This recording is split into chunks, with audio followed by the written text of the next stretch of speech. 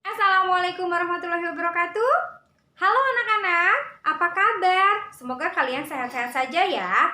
Kali ini kita akan membahas tentang karakteristik penduduk, ya, khususnya di ASEAN. Ya, karakteristik kependudukan.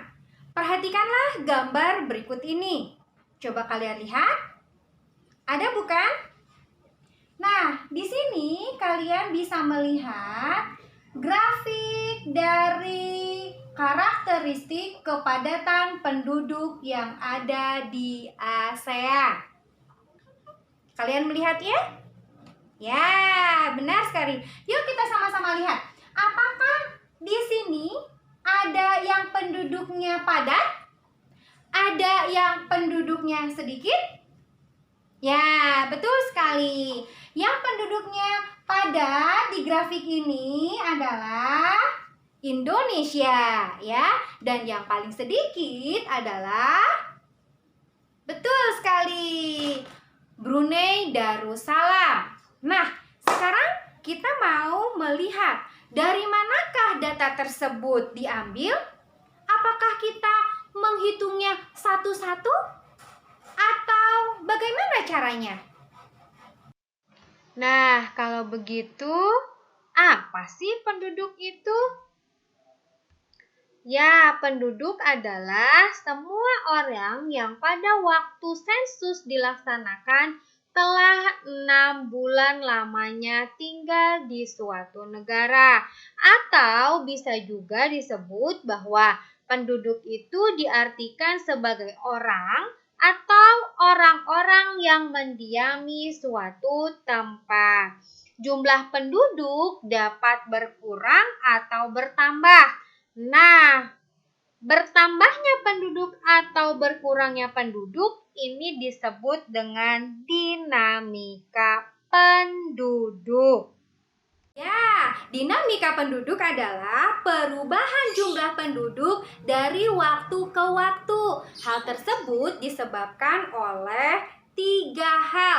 Yang pertama adalah kelahiran, yang kedua adalah imigrasi, yang ketiga adalah kematian. Ya, 3 faktor ini secara logika jika banyak yang melahirkan maka jumlah penduduk akan semakin bertambah. Sementara jika ada migrasi, berarti jumlah penduduk bisa berkurang dan juga bisa bertambah. Nah, satu lagi, jika ada yang disebabkan oleh kematian, maka jumlah penduduk di suatu daerah itu pasti akan berkurang. Nah, satu lagi faktornya atau penyebabnya, yakni adanya peperangan dan juga bencana alam. Jika peperangan terjadi di suatu negara, maka jika pada saat itu banyak yang berguguran, maka tingkat kepadatan penduduknya berkurang, ya. Begitupun dengan bencana alam. Ya, anak-anak ya. Nah, sekarang kita akan membahas tentang persebaran penduduk ASEAN. Persebaran penduduk secara umum diartikan sebagai bentuk penyebaran penduduk di suatu wilayah atau suatu negara. Persebaran penduduk ini dibagi menjadi 2.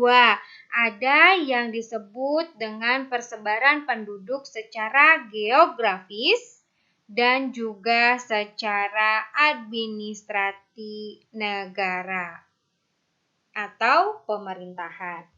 Nah, dalam persebaran penduduk secara geografis, ini dipengaruhi oleh karakteristik penduduk menurut batas-batas alam seperti sungai, danau, dan pantai ya. Sementara persebaran penduduk berdasarkan administrasi pemerintah ini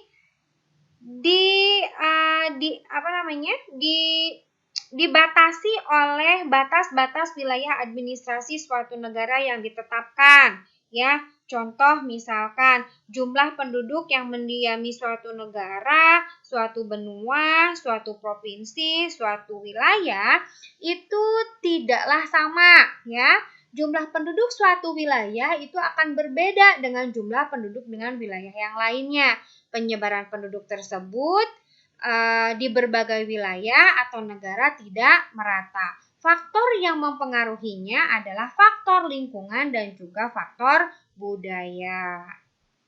Nah, anak-anak, sekarang kita akan mencoba untuk menghitung kepadatan penduduk. Ya, bagaimana caranya? Ya, kita punya formula loh. Yang pertama adalah kepadatan penduduk sama dengan jumlah penduduk dibagi luas wilayah per kilometernya. Ya, dan sekarang Ambu akan memberikan suatu contoh. Jika pada suatu wilayah dengan jumlah penduduk sekitar 423.000 dan luas wilayahnya sekitar 5.767 km, berapakah kepadatan penduduknya? Ayo, siapa yang bisa? Mudah bukan? Yuk kita sama-sama masukkan kepada formula. Ya, kepadatan penduduk sama dengan jumlah penduduk, yakni 423.000 dibagi, ya benar sekali, luas wilayah per kilometer, yakni 5.767 km, sama dengan 73.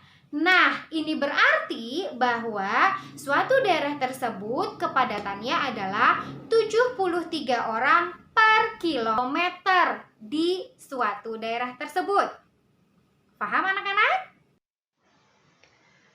Nah, kita sekarang akan membahas tentang komposisi penduduk ASEAN. Apa sih komposisi penduduk itu?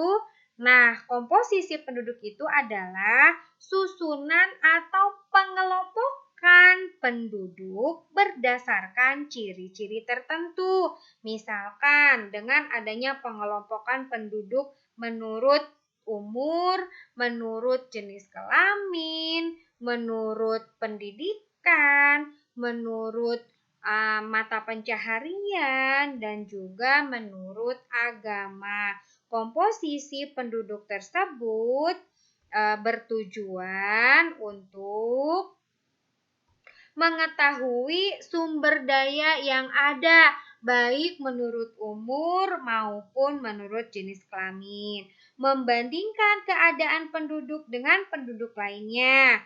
Kemudian lagi menghitung rasio jenis kelamin atau sex rasio dan angka beban ketergantungan atau dependensi rasio, dan mengambil kebijakan yang berhubungan dengan kependudukan, dan juga yang terakhir adalah menentukan dasar perencanaan pembangunan. Nah, anak-anak, demikianlah video pembelajaran untuk karakteristik kependudukan. Mudah-mudahan video pembelajaran ini bermanfaat untuk kalian semua. Terima kasih atas perhatiannya dan Assalamualaikum warahmatullahi wabarakatuh.